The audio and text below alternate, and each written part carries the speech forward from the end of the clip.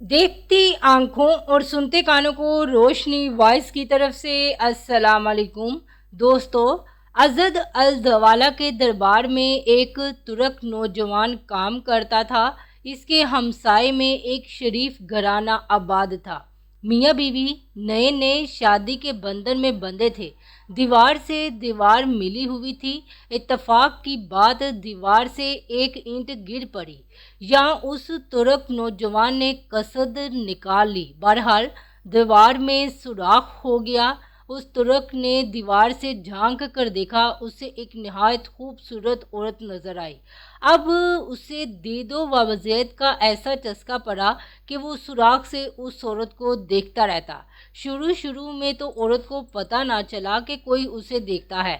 अलबत्ता रफ्ता रफ्ता उसे मालूम हो गया कि तुर्क हमसाया उसे चोरी छुपे देखता रहता है। औरत पाक दामन थी। उसने अपने खावंद से शिकायत की कि ये तुर्क मुझे रोज़ाना दीवार से झांकता रहता है। इस मकान में मेरे सिवा कोई और नहीं है, इसलिए लोगों को शक गुजरेगा कि मेरी इससे शनासाई है और मैं इससे बातें करती हूँ। समझ में नहीं आता कि इससे छुटकारे के लिए क्या करूँ। खावंद को जब ये मजमूम हरकत मालूम हुई तो उसे बड़ा गुस्सा आया कि उसकी इज्जत पर डाका डाला जा रहा है। उसने फौरन एक मंसूबा बनाया और अपनी बीवी से कहा, घबराने की बात नहीं, ऐसा करो कि उसके नाम एक रुक्का लिखो और उसी सुराख से उसकी तरफ फेंक दो।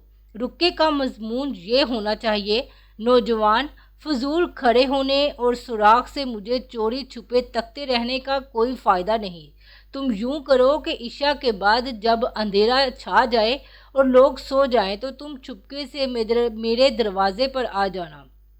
हल्की सी दस्तक देना, मैं तुम्हारे लिए खामोशी से दरवाज़ा खोल दूंगी।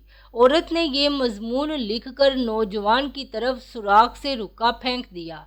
नौजवान फौरन रुका पड़ा, खुशी से झूम उठा और रात होने का बेताबी से इंतज़ार करने लगा।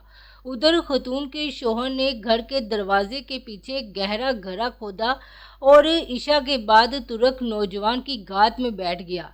सूरज गुरूब हुआ, चारों तरफ अंधेरा छा गया। ईशा के वक्त नौजवान औरत के दरवाजे पर जा पहुंचा और एहतियात से दस्तक दी और दरवाज़ा धीरे से खुल गया। नौजवान ने जूं ही अंदर कदम रखा, शोहर ने उसे लात मारी और उसे घड़े में गिरा दिया। फिर बीवी ने मिलकर ऊपर से मट्टी डाल दी। चंद दिनों तक उस तुर्क नौजवान के बारे में किसी ने कोई बात नहीं की, मगर जब वो मुतवातर कई दिन तक नजर न आया तो अजद अल दवाला को उसका ध्यान आया। उसने अपने मुकर्रबीन से इसके बारे में इस्तफार किया तो उसे बताया गया कि वो कई दिनों से बगैर इतला के ड्यूटी से गायब है। अजद अल दवाला को अचानक तुर्क नौजवान के गायब हो जाने पर बड़ी तफ्तीश हुई। वो इस मामले की तफ्तीश करने लगा। उसने उसकी रिहाइशगाह के करीब वाली मस्जिद के मौज़िन को बुलाया। मौज़िन को सरकारी दरबार से बुलावा आया तो ये खबर आन वाहद पूरे मोहल्ले में फैल गई कि मौज़िन को खलीफा ने तलब किया है। मौज़िन हाजिर खिदमत हुआ। बज़ाहिर अजद अल दवाला मौज़िन से सख्ती से पेश आया, ताहम उसने जेब से 100 दिनार निकालने और कहने लगा, ये लो 100 दिनार और तुम्हें जो हुक्म दूँ इसकी तमील करो। मौज़िन ने अर्ज़ किया, हुक्म दीजिए, फ़ौरन तमील होगी। अजद अल दवाला ने हुक्म दिया कि जब तुम वापस जाओ तो ईशा की अजान देकर मस्जिद के अंदर बैठ जाना। सबसे पहले जो शख्स आए और मेरी बात पूछे कि मैंने तुम्हें क्यों तलब किया था तो इसके बारे में आकर बताना। मौज़िन वापस आया और अजद अल दवाला के हुक्म के मुताबिक अजान देकर मस्जिद में बैठ गया। अजान सुनते ही एक आदमी मस्जिद में दाखिल हुआ।